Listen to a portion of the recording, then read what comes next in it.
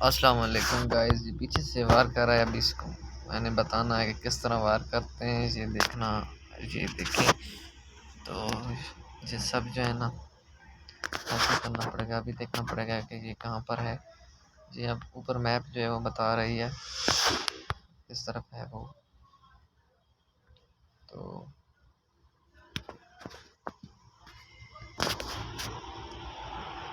आगे की तरफ हमने चलते रहना है। इधर से यूटर्न करना है, इधर देखना है क्या हो रहा है।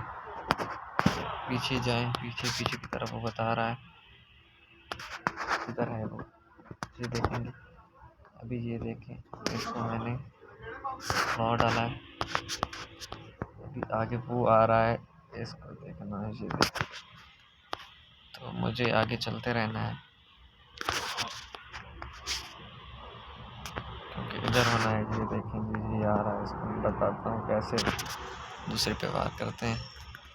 तो सो गाइस, आपने चलते रहना है और मैप की तरफ ध्यान देना है कि मैप किस तरह कह रही है, किस जगह पर जाना है, किस जगह से यू टर्न करना है। तो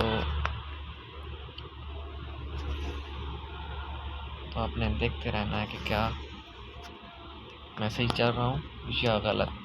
अब ये देखें, मैप बताएगी कि इधर है वो, सामने आ रहा है वो। देखो बस ये देखना है आपने।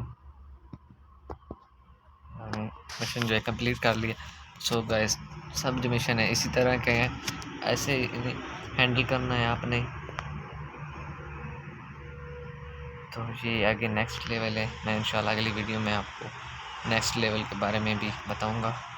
तो